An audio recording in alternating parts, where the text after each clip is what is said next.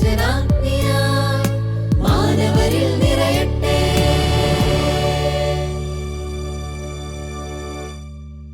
ത്രിയേക ദൈവത്തിന് സ്തുതി.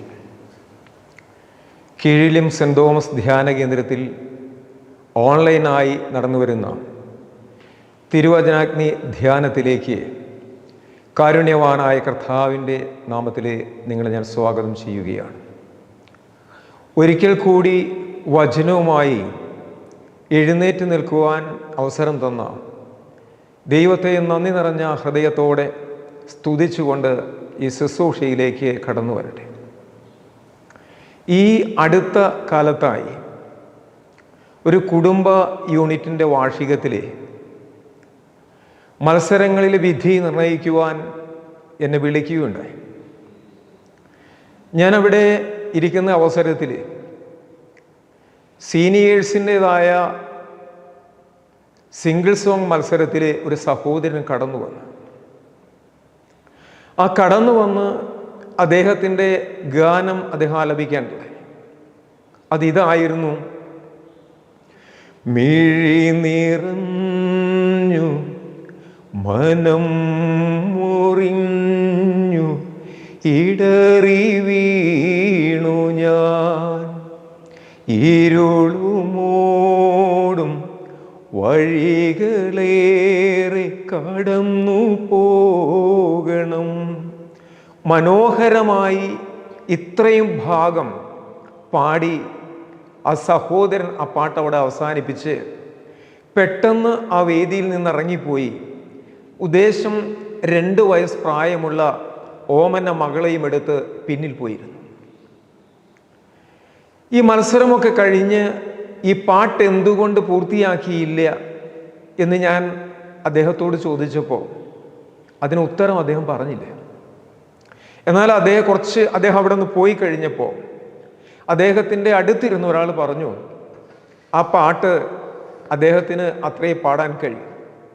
കാരണം അദ്ദേഹത്തിൻ്റെ ഭാര്യ ഈ 2.5 വയസ്സുള്ള കുഞ്ഞിനെയും ഇട്ടിട്ട് മറ്റൊരുവൻ്റെ കൂടെ പോയി എന്ന് അടുത്തിരുന്ന ആൾ എന്നോട് പറയുമ്പോഴാണ് ആ പാട്ട് മുഴുവിക്കാൻ കഴിയാത്തതിൻ്റെ കാരണം എനിക്ക് മനസ്സിലായത്. എന്നാൽ ഈ അടുത്ത കാലത്തായിട്ട് 34 വയസ്സ് പ്രായമുള്ള ഒരു മകളുടെ പിതാവ് എന്നോട് ആവശ്യപ്പെട്ടു, ഇനിയെങ്കിലും അവളോടൊന്ന് കല്യാണം കഴിക്കാൻ ഉപദേശിക്കണം.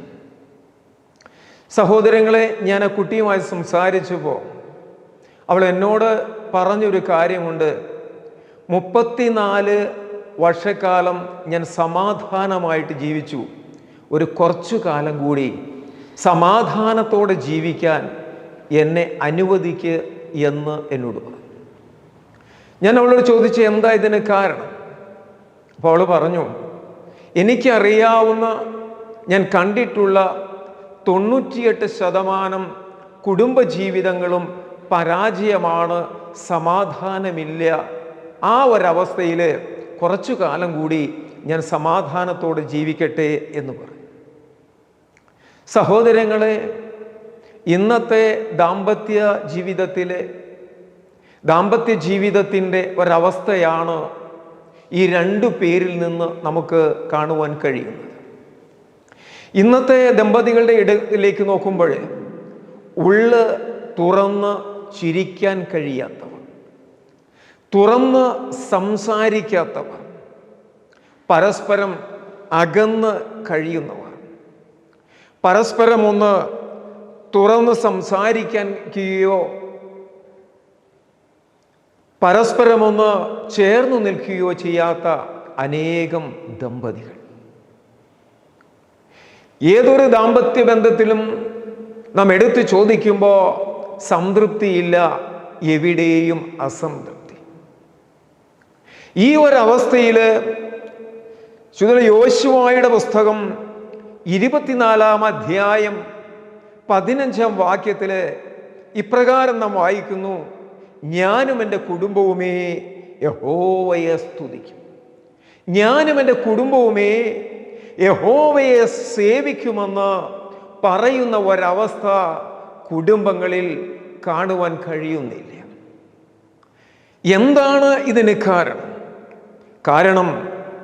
അസ്വസ്ഥതകൾ ആധുനിക കുടുംബജീവിതത്തിൻ്റെ മുഖമുദ്രകളാണ്. അതുകൊണ്ട് അനേകം ദാമ്പത്യ ജീവിതങ്ങൾ പരാജയപ്പെട്ടു പരാജയപ്പെടുന്നു. സഹോദരങ്ങളെ, ഞാൻ ഒരിക്കൽ എവിടെയോ വായിച്ച ഒരു ഉദ്ധരണി ഇപ്രകാരമുണ്ട്: living well is the best gift you can give yourself. Living well is the best gift.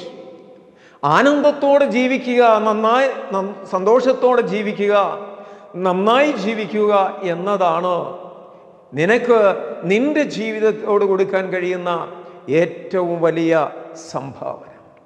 എന്നാൽ ആർക്കും ഇതിന് കഴിയുന്നില്ല. എന്തുകൊണ്ട് എന്ന് ചോദിക്കുമ്പോൾ പ്രഭാഷകന്റെ പുസ്തകം 27-ാം അധ്യായം 27-ാം വചനഭാഗം ഇപ്രകാരമാണ് പറയുന്നത്: തിന്മ ചെയ്യുന്നവരുടെയിലേക്ക് തിന്മ തിരിച്ചടിക്കും. തിന്മ ചെയ്യുന്നവനിലേക്ക്, തിന്മ പ്രവർത്തിക്കുന്നവനിലേക്ക് തിന്മ തിരിച്ചടിക്കുമെന്ന് ഈ വചനഭാഗം കാണും.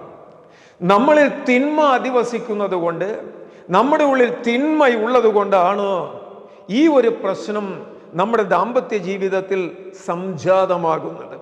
എന്നാൽ സഹോദരങ്ങളെ, വചനം നമ്മൾ ജീവിക്കുമ്പോൾ, വചനം നമ്മൾ ഉൾക്കൊള്ളുമ്പോൾ, വചനത്തിന് അടിസ്ഥാനമായി പ്രവർത്തിക്കുമ്പോൾ നമുക്ക് ദാമ്പത്യ ജീവിതത്തിൽ വിജയം കൈവരിക്കാൻ കഴിയും.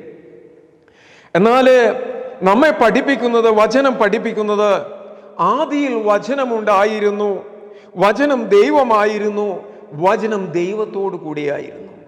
ആ വചനം നമ്മൾ ജീവിക്കുമ്പോൾ, ആ വചനം നമ്മൾ ഉൾക്കൊള്ളുമ്പോൾ, ആ വചനം നമ്മളിൽ ഇരിക്കുമ്പോൾ, ആ വചനത്തിനനുസൃതമായി പ്രവർത്തിക്കുമ്പോൾ സഹോദരങ്ങളെ, ജീവിതത്തിൽ വിജയമുണ്ടാകും. ദാമ്പത്തിക ജീവിതങ്ങൾ പരാജയപ്പെടുകയില്ല. ദാമ്പത്തിക ജീവിതം പരാജയപ്പെടുന്ന അവസരത്തിൽ നാം നമ്മുടെ വചനമാകുന്ന ദൈവത്തെ മുറുകെ പിടിച്ചാൽ മതി.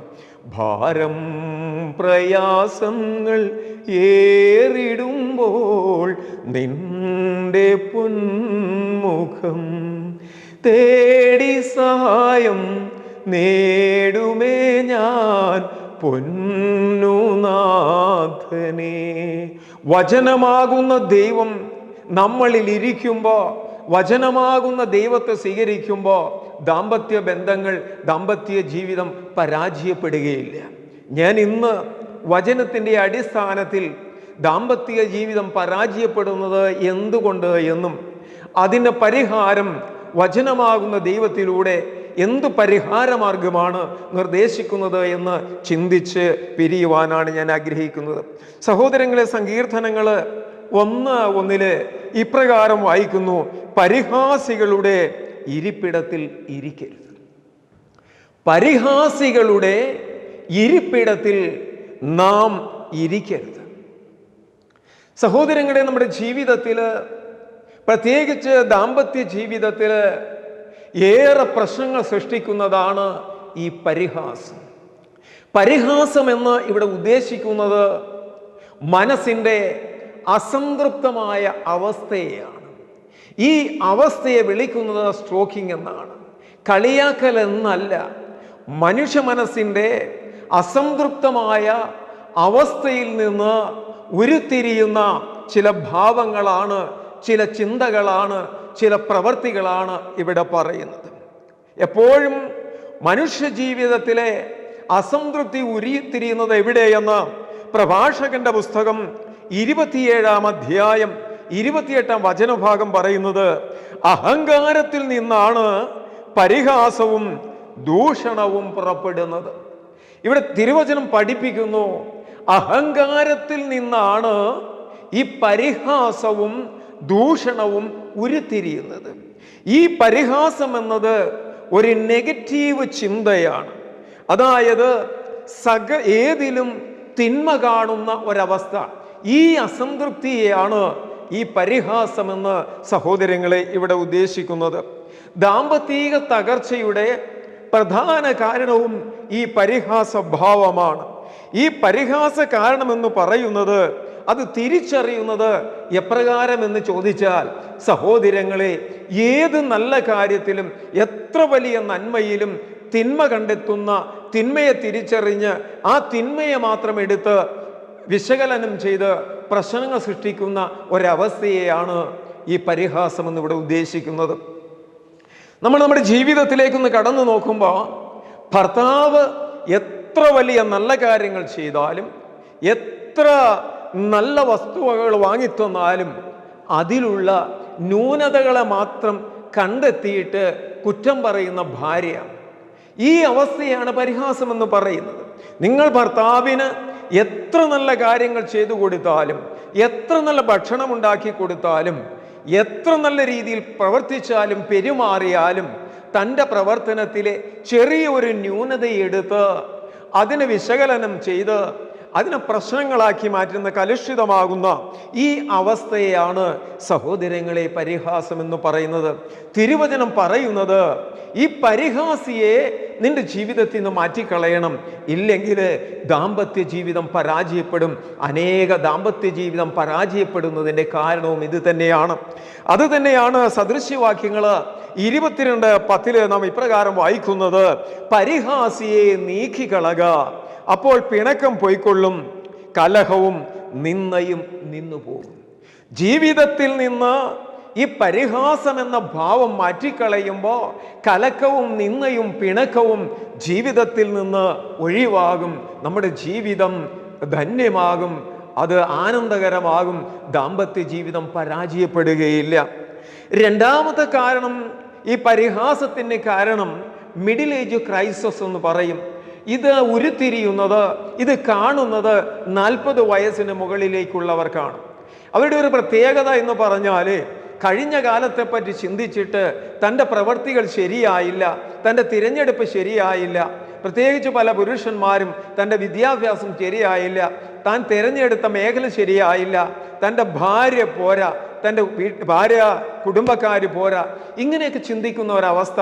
അതുപോലെ തന്നെ ഭാര്യയും തിരിച്ച് തൻ്റെ ഭർത്തൃ വീട്ടുകാർ പോരാ, തൻ്റെ തിരഞ്ഞെടുപ്പ് ശരിയായില്ല, തൻ്റെ ഭർത്താവ് പോരാ, ഇങ്ങനെയുള്ള ചിന്താഗതികളൊക്കെ മനസ്സിൽ വെച്ച് പുലർത്തുന്ന ഈ അവസ്ഥ, ഈ ഒരവസ്ഥ എപ്പോഴും സഹോദരങ്ങളെ ദാമ്പത്യ ജീവിതം പരാജയപ്പെടുന്നതിന് മാത്രമേ വഴിവെക്കുകയുള്ളൂ. അത് വിജയിക്കണമെങ്കിൽ, ആ അവസ്ഥ മാറണമെങ്കിൽ, ദാമ്പത്യ ജീവിതം വിജയിക്കണമെങ്കിൽ പത്രോസ് അപ്പോസ്തലൻ തൻ്റെ 1-ാം ലേഖനം 3-ാം അധ്യായം 9-ാം വചനഭാഗത്ത് ഇപ്രകാരം പറഞ്ഞു തരുന്നു, തിന്മയ്ക്കു പകരം തിന്മയെയും പരിഹാസത്തിനു പകരം പരിഹാസമോ അരുത്. നമ്മുടെ ജീവിതത്തിൽ, ദാമ്പത്യ ബന്ധത്തിൽ, ഈ കുടുംബ ജീവിതത്തിൽ നാം മനസ്സിലാക്കേണ്ടുന്ന ഒരു കാര്യമാണ്, ആരെങ്കിലും ഒന്ന് തിന്മ പ്രവർത്തിക്കുമ്പോൾ ആ തിന്മയ്ക്കു പകരം നാം തിന്മ പ്രവർത്തിക്കരുത്. പരിഹാസത്തിന് പകരം നാം പരിഹാസം തിരിച്ചു ചെയ്യരുത്. ഇപ്രകാരം പ്രവർത്തിക്കുമ്പോൾ സഹോദരങ്ങളെ സമാധാനമുണ്ടാകും, അകൽച്ചകൾ മാറിക്കിട്ടും. നാം ഓരോരുത്തരുടെയും മാനസിക അവസ്ഥ മനസ്സിലാക്കി പ്രവർത്തിക്കുവാൻ പഠിക്കണം. അതിന് വചനമാകുന്ന ദൈവം നമ്മളിൽ ജീവിക്കണം. വചനമാകുന്ന ദൈവം നമ്മോട് പറഞ്ഞു തരുന്നു, നിന്റെ ഈ അവസ്ഥയ്ക്ക് കാരണം 1, നിന്നിലെ അഹങ്കാരമാണ്, 2, തിന്മയ്ക്ക് പകരം നീ തിന്മ പ്രവർത്തിക്കുന്നതാണ്, പരിഹാസത്തിന് നീ പരിഹാസം പകരം കൊടുക്കുമ്പോഴാണ് ഈ പ്രതിസന്ധികൾ ഉണ്ടാകുന്നതും ദാമ്പത്യ ബന്ധങ്ങൾ പരാജയപ്പെടുന്നതും എന്ന് തിരുവചനം നമ്മെ പഠിപ്പിക്കുന്നു. അതുകൊണ്ട് ജീവിതത്തിൽ നാം മനസ്സിലാക്കേണ്ടുന്നത്, തിന്മയ്ക്ക് പകരം തിന്മ പ്രവർത്തിക്കരുത്, പരിഹാസത്തിന് പകരം നാം പരിഹാസം അരുത്. സഹോദരങ്ങളെ, ഈ അവസ്ഥ, ഈ പരിഹാസം എന്ന മാനസിക അവസ്ഥ നമ്മുടെ ജീവിതത്തിലേക്ക് കൊണ്ടുവരുന്നതിന് പ്രധാന കാരണം എന്താണ് എന്ന് ചോദിച്ചാൽ, പരസ്പരമുള്ള കരുതൽ നഷ്ടപ്പെടുമ്പോഴാണ്. ജീവിതത്തിലെ, ദാമ്പത്തിക ജീവിതത്തിലെ പരസ്പരമുള്ള കരുതൽ നഷ്ടപ്പെടുമ്പോഴാണ് ഈ പരിഹാസം എന്ന അവസ്ഥ ജീവിതത്തിൽ കടന്നു വരുന്നത്. ഈ കരുതൽ എന്ന് ഉദ്ദേശിക്കുന്നത് സഹോദരങ്ങളെ, നമ്മുടെ കടമയും നമ്മുടെ കർത്തവ്യവും നമ്മുടെ ചുമതലയും നമ്മുടെ ബാധ്യതയും അത് നാം പ്രവർത്തിക്കാതെ വരുമ്പോൾ, അതറിഞ്ഞ് നാം ദാമ്പത്യ ജീവിതത്തിൽ പ്രവർത്തിക്കാതെ വരുമ്പോഴാണ് ഈ കരുതൽ നഷ്ടപ്പെടുന്നത്. അതാണ് പൗലോസ് അപ്പോസ്തലൻ തൻ്റെ ലേഖനത്തിലെ 1 കൊരിന്ത്യർ 12-ാം അധ്യായം 25-ാം വാക്യത്തിലൂടെ പറയുന്നത്, ശരീരത്തിൽ ഭിന്നത വരുത്താതെ അവയവങ്ങൾ അന്യോന്യം ഒരുപോലെ കരുതേണ്ടതിനായി ദൈവം കുറവുള്ളതിന് അധിക മാനം കൊടുത്തുകൊണ്ട് ശരീരത്തെ കൂട്ടിച്ചേർത്തിരിക്കുന്നു. സഹോദരങ്ങളെ, ഇവിടെ ഒരു ശരീര സൃഷ്ടിയെപ്പറ്റി പറയുന്നുണ്ട്. അത് ഒരു വ്യക്തി ഉദ്ദേശിച്ച് തന്നെയാണ് പറയുന്നത്. കാരണം ഈ ശരീരത്തിൻ്റെ സൃഷ്ടി എന്നത് കയ്യ്, കാല്, കണ്ണ് ഇവയുടെ എല്ലാം പ്രവർത്തനങ്ങൾ ഒരു ശരീരത്തിൻ്റെ നിലനിൽപ്പിന് ആവശ്യമാണ്. അപ്പൊ ഈ ശരീരത്തെ, അതിൻ്റെ കൈകളും കാലുകളും കണ്ണുകളും മൂക്കുകളും ഓരോ അവയവങ്ങളും അതിൻ്റെ പ്രാധാന്യമനുസരിച്ച് ശരീരത്തോട് കൂട്ടിച്ചേർത്തിരിക്കുക. കൈക്ക് ഞാൻ ശരീരത്തിൻ്റെ ഭാഗമല്ലെന്ന് പറയാൻ കഴിയില്ല. കണ്ണിന് ഞാൻ ഈ ശരീരത്തിൻ്റെ ഭാഗമല്ലെന്ന് പറയാൻ കഴിയില്ല. കാലിന് ഞാൻ ഈ ശരീരത്തിൻ്റെ ഭാഗം അല്ല എന്ന് പറയാൻ കഴിയില്ല. അപ്പോൾ ഓരോരുത്തരും അതിൻ്റെതായ പ്രവർത്തിക്കനുസരിച്ച് ശരീരത്തിൽ കൂട്ടിച്ചേർത്തിരിക്കുമ്പോഴാണ് അത് യഥാർത്ഥ ഒരു മനുഷ്യ ശരീരമായി മാറുന്നത്. ആ തിരുവചനത്തിൽ ഈ 1 കൊരിന്ത്യർ 12-ാം അധ്യായത്തിൽ ഇത് തന്നെയാണ് പറയുന്നത്. സഹോദരങ്ങളെ, എന്നതുപോലെ ഓരോ കുടുംബത്തിലും ഓരോ അംഗങ്ങൾക്കും അതിൻ്റെതായ കർത്തവ്യങ്ങളും ചുമതലകളുമുണ്ട്. ഒരു ശരീരം എപ്രകാരമാണോ അവയവങ്ങൾ കൂട്ടിച്ചേർത്ത് അത് സൃഷ്ടിക്കപ്പെട്ടിരിക്കുന്നത്, നിർമ്മിക്കപ്പെട്ടിരിക്കുന്നത് എന്നതുപോലെ ഓരോ കുടുംബത്തിലും ഭാര്യയ്ക്കും ഭർത്താവിനും മക്കൾക്കും മാതാപിതാക്കന്മാർക്കും ഓരോ കർത്തവ്യങ്ങളും ചുമതലകൾ നിർവഹിക്കപ്പെടേണ്ടതുണ്ട്.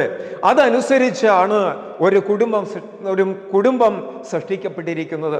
ഒരു ശരീരാവയവങ്ങൾ അതിൻ്റെ പ്രവർത്തനങ്ങൾക്കനുസരിച്ച് നിർമ്മിക്കപ്പെട്ടിരിക്കുന്നത് പോലെ ഓരോ കുടുംബത്തിൻ്റെ സൃഷ്ടിയിലും ഓരോ കുടുംബത്തിൻ്റെ നിർമ്മാണത്തിലും ഓരോ അംഗങ്ങൾക്കും അതിൻ്റെതായ പ്രാതിനിധ്യമുണ്ട്. ആ പ്രാതിനിധ്യങ്ങൾ നിർവഹിക്കപ്പെടുമ്പോഴാണ്, ആ കടമകൾ നിർവഹിക്കപ്പെടുമ്പോഴാണ്, ആ കർത്തവ്യങ്ങൾ നിർവഹിക്കപ്പെടുമ്പോഴാണ് ഒരു യഥാർത്ഥ കുടുംബമുണ്ടാകുന്നത്. ആ യഥാർത്ഥ കുടുംബങ്ങളിലാണ് ദാമ്പത്തിക ബന്ധം, സഹോദരങ്ങളെ, ആനന്ദകരവും ഉല്ലാസകരമാകുന്നത്, പരാജയപ്പെടാതിരിക്കുന്നത്.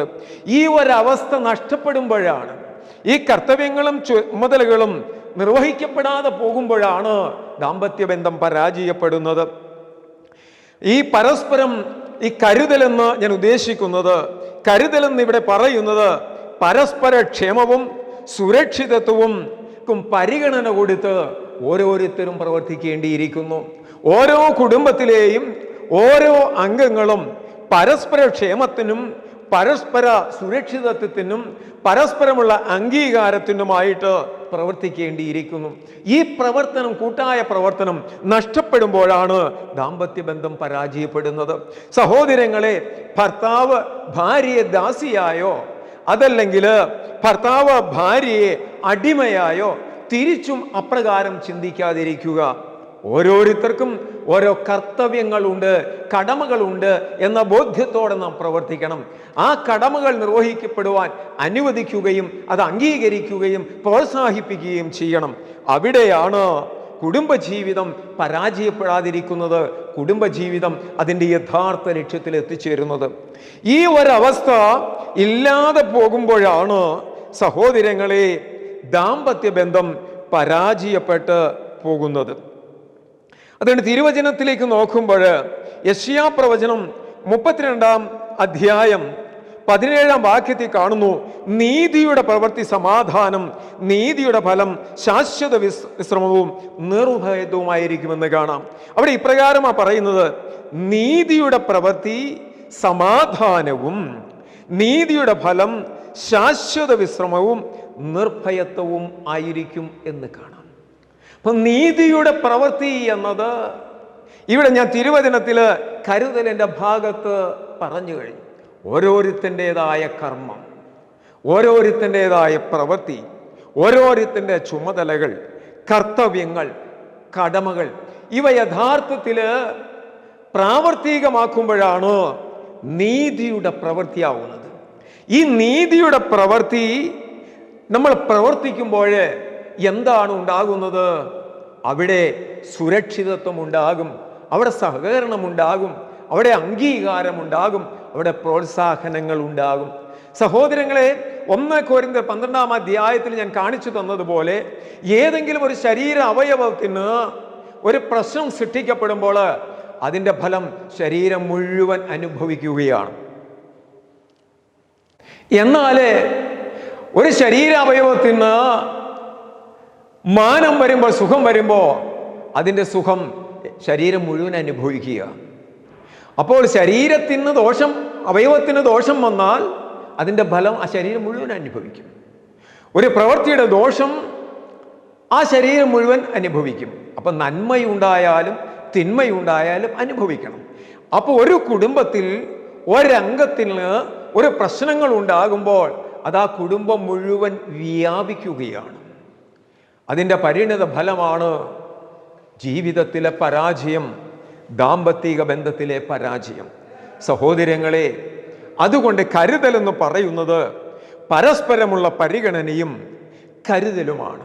അത് നഷ്ടപ്പെടുമ്പോൾ അത് മറ്റുള്ളവരിലേക്ക് വ്യാപിക്കുകയും ദാമ്പത്യ ബന്ധങ്ങൾ പരാജയപ്പെടുകയും ചെയ്യും. അതുകൊണ്ട് സഹോദരങ്ങളെ, നാം പരസ്പരം കരുതുന്നവരായിരിക്കണം ദാമ്പത്യ ജീവിതത്തിൽ. എന്നാൽ ഈ കരുതൽ നഷ്ടപ്പെടുമ്പോൾ ജീവിതത്തിൽ ഉണ്ടാകുന്നതാണ് അസ്വസ്ഥത, പാനിക് അറ്റാക്ക് എന്ന് പറയും. കടുത്ത ആധിയും മാനസിക സംഘർഷവും ജീവിതത്തിലുണ്ടാവും. ഈ കടുത്ത ആധിയും മാനസിക സംഘർഷവും ജീവിതത്തിലേക്ക് കടന്നു വരുമ്പോൾ ആ മനസ്സ് എപ്പോഴും മറ്റാരെങ്കിലും ആശ്രയം വയ്ക്കും. അപ്പം ഈ പറയുന്ന മറ്റാരെങ്കിലേക്കും, പുറത്തുള്ള മറ്റൊരാളിലേക്ക് ഈ മനസ്സ് ആശ്രയം തേടിപ്പോകുന്നത് പ്രശ്നങ്ങൾ സൃഷ്ടിക്കും. അവിടെയാണ് പുരുഷൻ പരസ്ത്രീയെയും സ്ത്രീ പരപുരുഷനെയും ആഗ്രഹിക്കുന്നത്. അപ്പൊ ദാമ്പത്തിക തകർച്ചയുടെ മറ്റൊരു കാരണം ഇതാണ്. അപ്പൊ സഹോദരങ്ങളെ, ജീവിതത്തിൽ, ദാമ്പത്തിക ജീവിതത്തിൽ ദമ്പതികളുടെ മനസ്സ് മറ്റൊന്നിലേക്ക് പതിക്കപ്പെട്ടാൽ, മാറ്റപ്പെട്ടാൽ അവിടെ പരാജയമാണ്. അപ്പോൾ സ്ത്രീ ഒരു പുരുഷനെ ആഗ്രഹിച്ചു പോയെങ്കിൽ അതിൻ്റെ കുറ്റക്കാരൻ ഭർത്താവാണ്. ഭർത്താവ് മറ്റൊരു സ്ത്രീയെ ആഗ്രഹിച്ചാൽ അതിൻ്റെ ഉത്തരവാദി ആര്? ഭാര്യയാണെന്ന് തിരിച്ചറിയണം. അവിടെ അങ്ങനെ ഒരു അവസ്ഥ ഉണ്ടായാൽ മത്തായി സുവിശേഷം 5-ാം അധ്യായം 28-ാം വാക്യം പറയുന്നു, സ്ത്രീയെ മോഹിക്കേണ്ടുന്നതിന് അവളെ നോക്കരുതെന്ന് പറയുന്നുണ്ട്. ദാവീദിന്റെ ജീവിതത്തിലേക്ക് നാം കടന്നു പോകുമ്പോൾ ദാവീദിന്റെ ജീവിതം പരാജയപ്പെട്ടത് ബത്സേബയിലേക്ക് അവന്റെ ശ്രദ്ധ ആകർഷിക്കപ്പെട്ടു എന്നതാണ്. അവിടെയാണ് ദാവീദ് രാജാവിന്റെ ജീവിതം പരാജയപ്പെടുന്നത് കാണുന്നത്. അതേപോലെ തന്നെ ശക്തിമാനായ സിംസോന്റെ ജീവിതം പരാജയപ്പെടുന്നത് ദലീലയുടെ മടിയിൽ തലവെച്ചുറങ്ങിയപ്പോഴാണ്. അവിടെയാണ് ഈ സിംസോന്റെ ജീവിതം പരാജയപ്പെട്ടത്. അപ്പോഴൊരു പുരുഷനെ സംബന്ധിച്ച് മനസ്സ് മറ്റൊരു സ്ത്രീയിലേക്ക് മാറിപ്പോയാൽ ദാമ്പത്യ ജീവിതം പരാജയപ്പെടുമെന്ന് സംശയം വേണ്ട. അപ്രകാരം സ്ത്രീ. അപ്പൊ സഹോദരങ്ങളെ, തിരുവചനം നമ്മെ പഠിപ്പിച്ചു തരുന്നു. തിരുവചനത്തിലേക്ക് നാം കടന്നു ചെല്ലുമ്പോൾ 1 കൊരിന്ത്യർ 6:13 പറയുന്നുണ്ട്, ശരീരമോ ദുർവൃത്തിക്കുള്ളതല്ല.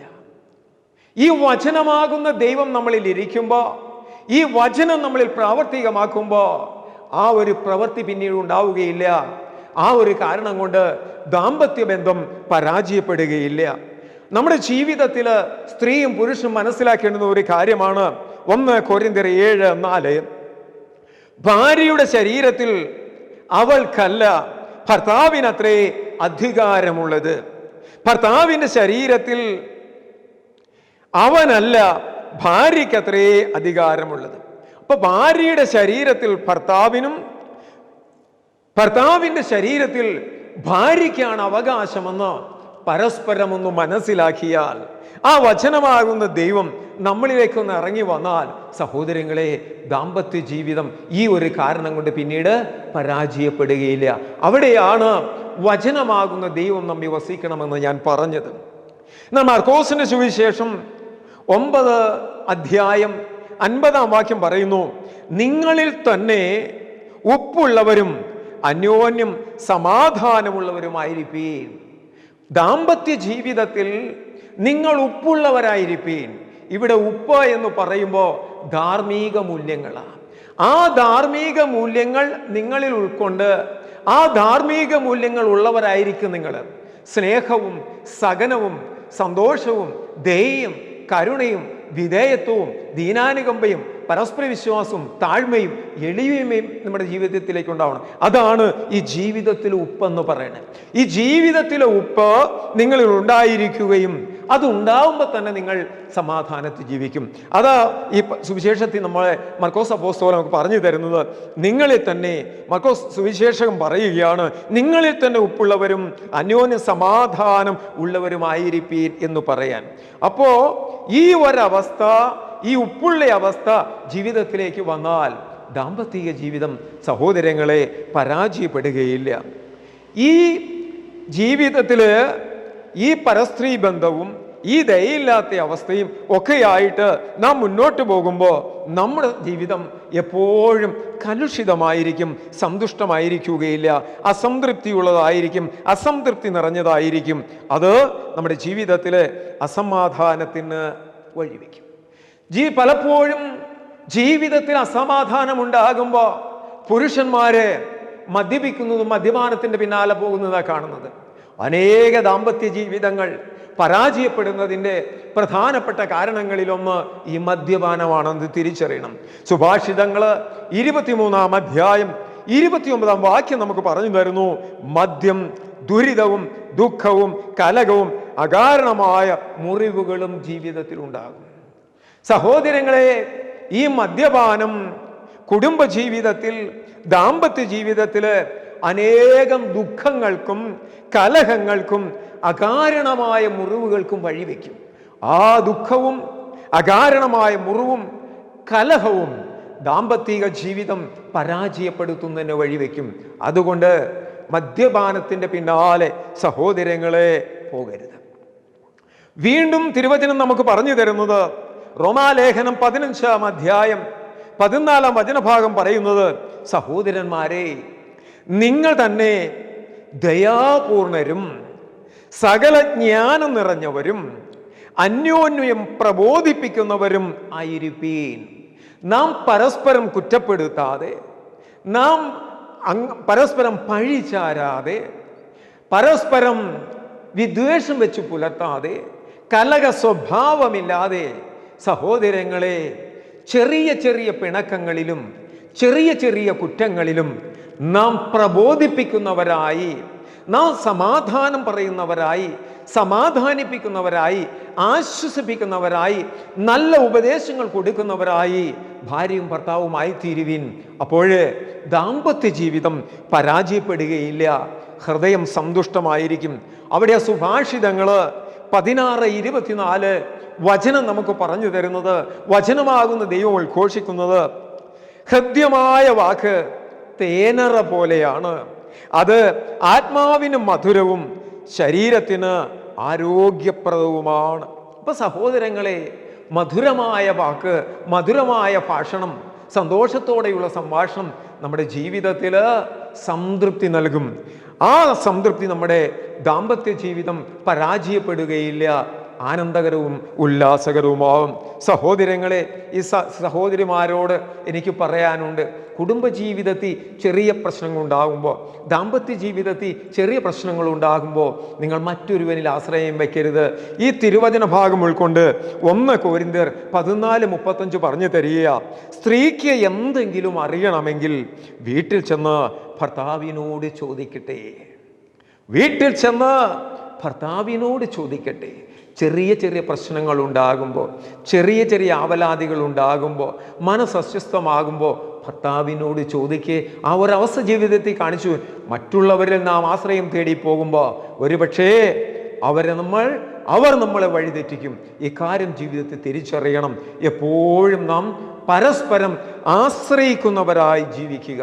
അപ്പൊ ഈ പരസ്പരം ആശ്രയിക്കണമെങ്കിൽ സഹോദരങ്ങളെ, നാം പരസ്പരം വിശ്വസ്തരായിരിക്കണം.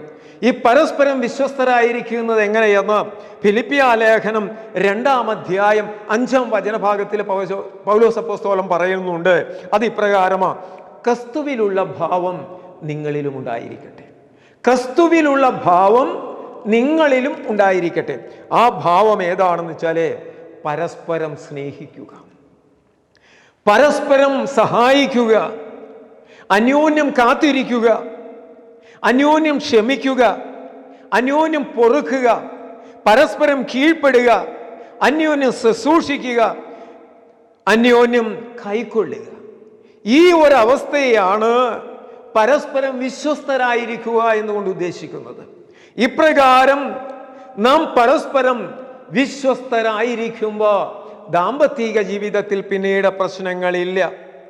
അങ്ങനെ ജീവിതത്തിൽ ഈ പരസ്പര വിശ്വാസം നഷ്ടപ്പെടുമ്പോൾ എബ്രായ ലേഖനം 12-ാം അധ്യായം 2-ാം വാക്യം പറയുക, വിശ്വാസത്തിൻ്റെ നായകനും പൂർത്തി വരുത്തുന്നവനുമായ യേശുവിനെ നോക്കുക എന്ന് പറയണേ. അവനിലേക്ക് നോക്കുമ്പോൾ സ്നേഹം, സമാധാനം, ക്ഷമ, ആനന്ദം, കരുണ, നന്മ, വിശ്വസ്തത, സൗമ്യത, ഇന്ദ്രിയ ജയം ഇവ നമ്മിലുണ്ടാവും. സഹോദരങ്ങളെ, അപ്പോൾ വചനമാകുന്ന ദൈവം നമ്മളിൽ ജീവിക്കും.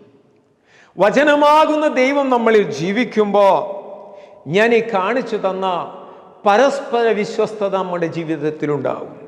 അത് ജീവിതത്തിലുള്ളിടത്തോളം കാലം ഒരു ദാമ്പത്യ ബന്ധവും പിരിയുകയില്ല, പരാജയപ്പെടുകയില്ല.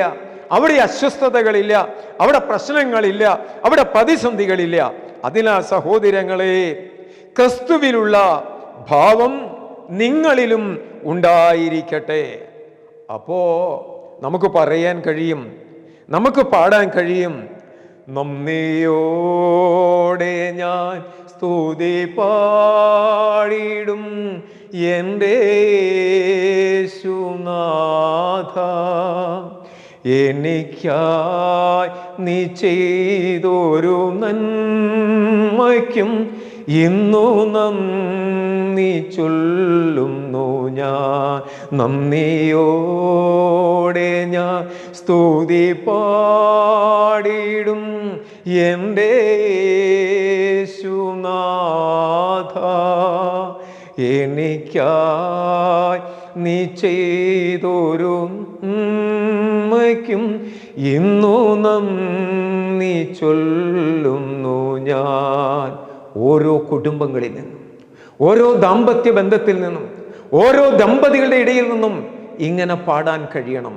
അപ്പോൾ മാത്രമേ ദാമ്പത്തിക ബന്ധങ്ങൾ പരാജയപ്പെടാതിരിക്കുകയുള്ളൂ. അതിനാൽ ക്രിസ്തുവിലുള്ള ഭാവം നമ്മളിലും ഉണ്ടായിരിക്കട്ടെ. യോശുവ 24:15 ഈ ഒരവസ്ഥ നമ്മൾ വരുമ്പോൾ നമ്മൾ കുടുംബമായിട്ട് ഭാര്യയും ഭർത്താവും ഒന്നിച്ചു പറയും, ഞാനും എൻ്റെ കുടുംബവുമേ യഹോവയെ സേവിക്കും. ഇതാണ് ആനന്ദകരമായ സൗഭാഗ്യപരമായ ദാമ്പത്യ ജീവിതം, കുടുംബമെന്ന് ഓർമ്മിപ്പിച്ചുകൊണ്ട് ശുശ്രൂഷ അവസാനിപ്പിക്കുന്നതിന് മുമ്പ് നമുക്ക് ചേർന്ന് ദൈവത്തെ ധ്യാനിച്ച് ഈ ശുശ്രൂഷ അവസാനിപ്പിക്കാം. കാരുണ്യവാനും കരുണാമനുമായ ദൈവമേ, ഇന്ന് കേട്ട വചനങ്ങളെ ഞങ്ങളുടെ ഹൃദയങ്ങളെ സംഹരിക്കുന്നതിനും ഞങ്ങളുടെ പ്രതിസന്ധികൾക്ക് പരിഹാരകനുമായി ഞങ്ങളുടെ ജീവിതത്തിലേക്ക് കടന്നു വരയണമേ. അനേകം പ്രതിസന്ധികളുടെ മധ്യേ കടന്നു പോകുന്ന ഈ ലോകത്ത് ശാശ്വതമായ ശാന്തിയും സമാധാനവും അവിടുന്ന് ഞങ്ങൾക്കും ഞങ്ങളുടെ കുടുംബങ്ങൾക്കും തകർച്ചയിലിരിക്കുന്ന അനേക ദമ്പതികൾക്കും പ്രദാനം ചെയ്യണമേ. കരുണാമയനെ, കാരുണ്യവാനെ, ഈ ശുശ്രൂഷയിൽ പങ്കെടുക്കുവാനും ഈ ശുശ്രൂഷയെ നയിക്കുവാനും ഇടതന്ന അവിടത്തേക്ക് ഞങ്ങൾ നന്ദി പറയുന്നു. ഞങ്ങളുടെ കുടുംബങ്ങളെയും ഞങ്ങളുടെ കുടുംബാംഗങ്ങളെയും സകലതിനെയും ഞങ്ങൾ സമർപ്പിച്ച് പ്രാർത്ഥിക്കുന്നു.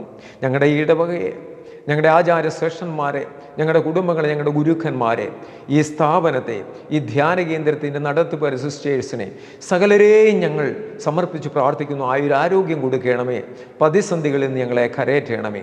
കാരുണ്യവാനെ, കരുണാമയനെ, എപ്പോഴും ആനന്ദവും സന്തോഷവും ഞങ്ങളുടെ കുടുംബങ്ങളിൽ നിന്ന് കേൾക്കുവാനും ഞങ്ങൾ ഒന്നിച്ചു നിന്ന് ഞാനും എൻ്റെ കുടുംബയെ യഹോവയെ സേവിക്കുമെന്ന് ഞങ്ങൾക്ക് പറയുവാൻ കഴിയണമേ. അതിനായി കരുണയും കൃപയും ഞങ്ങൾക്ക് അയച്ചു തരണമേ. മഹത്വം തിരുമേനി എടുക്കണമേ. ആമേൻ. Praise the lord. ഹല്ലേലൂയ. ദൈവമക്കളെ, ഇന്ന് കേൾപ്പിച്ച അനുഗ്രഹിക്കപ്പെട്ട ദൂതനായി നമുക്ക് ദൈവത്തെ നന്ദിയോടെ സ്തുതിക്കാം. വചനം പറഞ്ഞ പ്രിയപ്പെട്ട സാറിന് വേണ്ടി പ്രാർത്ഥിക്കാം. അഡ്വക്കേറ്റ് തോമസ് സാറിൻ്റെ എല്ലാ ശുശ്രൂഷകളും ഏറ്റവും അനുഗ്രഹകരമായി നടത്തപ്പെടേണ്ടതിന് ദൈവകരങ്ങളിലേക്ക് സാറിനെയും സാറിൻ്റെ ശുശ്രൂഷകളെയും നമുക്ക് സമർപ്പിക്കാം. ഹല്ലേലൂയ. യെശയ്യാ 52:11 വിട്ടുപോരുവേൻ, അശുദ്ധമായതൊന്നിനോടും അടുക്കരുത്, അതിൻ്റെ നടുവിൽ നിന്ന് പുറപ്പെട്ടു പോരുവേൻ. കർത്താവിൻ്റെ ഉപകരണങ്ങളെ ചുമക്കുന്നവരെ, നിങ്ങളെ തന്നെ നിർമ്മലീകരിപ്പേൻ. അശുദ്ധിയുടെ നടുവിൽ നിന്ന് അശുദ്ധമായത് കാണരുത്, കേൾക്കരുത്, തൊടരുത്, തിന്നരുത്. അശുദ്ധിയുടെ നടുവിൽ നിന്ന് ഒരു ദൈവ പൈതൽ, ഒരു ദൈവവിശ്വാസി വിട്ടു നിൽക്കണമെന്ന് യെശയ്യാ പ്രവാചകൻ വളരെ ശക്തമായി നമ്മോട് പറയുകയാണ്. അങ്ങനെ അശുദ്ധിയുടെ നടുവിൽ നിന്ന് വിട്ടു നിന്നാൽ നമുക്ക് സന്തുഷ്ട ഹൃദയമുണ്ടാകും, സമാധാനമുണ്ടാകും, ശാന്തിയും സന്തോഷവും എല്ലാം അനുഭവിക്കാൻ സാധിക്കും. കുടുംബങ്ങൾ സ്വർഗ്ഗതുല്യമാകും. ഇന്നത്തെ വചനക്കേൾവി അതിന് മുഖാന്തരമായി തീരട്ടെ എന്ന് പ്രാർത്ഥിക്കുന്നു. ദൈവമക്കളെ, ഇന്നത്തെ തിരുവചനാത്യ ധ്യാനം സ്പോൺസർ ചെയ്തിരിക്കുന്നത് മിനു ഷാരോൺ ദമ്പതികളാണ്. അവരെ ദൈവകരങ്ങളിലേക്ക് സമർപ്പിക്കാം. ദൈവം അവർക്കൊരു കുഞ്ഞിനെ ദാനമായി നൽകിയിട്ടുണ്ട്. വീണ്ടും ഒരു കുഞ്ഞിനെ കൂടെ അവർ ആഗ്രഹിക്കുന്നു. ദൈവഹിതമെങ്കിൽ ദൈവമേ അവിടുന്ന് ആ മക്കളെ അനുഗ്രഹിക്കണമെന്ന് നമുക്ക് പ്രാർത്ഥിക്കാം. ഹല്ലേലൂയ. ദൈവമക്കളെ, 19ാമത് സുവിശേഷ മഹായോഗം നടന്നുകൊണ്ടിരിക്കുകയാണ്.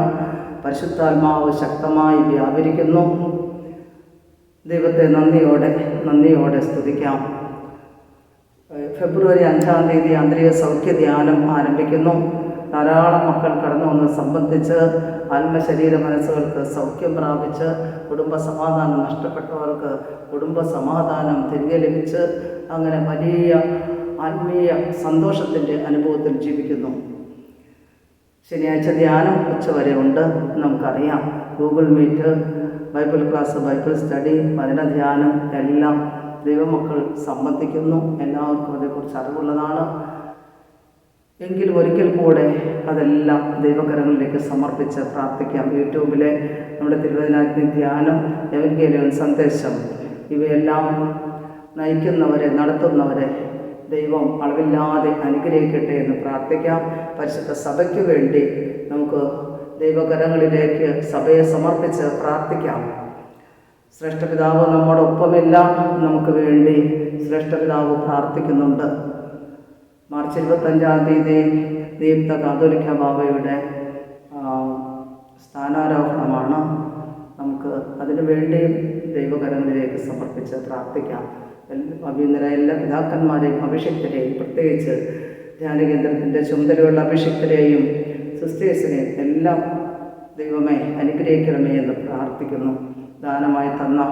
ഈ ആലയം ദാനമായി തന്ന മകന് നിത്യശാന്തി നൽകണമേ. ധ്യാനകേന്ദ്രവുമായി ബന്ധപ്പെട്ട് പ്രവർത്തിച്ചിട്ടുള്ളവരെയും പ്രവർത്തിക്കുന്നവരെയും ഇവിടെ ധ്യാനം കൂടിയ മക്കളെയും എല്ലാവരെയും അളവില്ലാതെ അനുഗ്രഹിക്കാനായിട്ട് സമർപ്പിക്കുന്നു.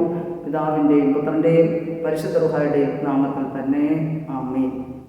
പിതാവായ ദൈവത്തിൻ്റെ സ്നേഹവും ഏകജാതൻ്റെ കൃപയും പരിപൂർണമാക്കുന്ന പരിശുദ്ധ റൂഹായുടെ സംബന്ധവും സഹവാസവും നിങ്ങളെല്ലാവരുടെ മേലും, നമ്മളോർത്ത് പ്രാർത്ഥിച്ച വിഷയങ്ങളുടെ മേൽ, സമർപ്പിച്ച വിഷയങ്ങളുടെ മേൽ ഇന്നും എന്നും എല്ലാ നാളും വർദ്ധിക്കുമാറാകട്ടെ. ആമേൻ.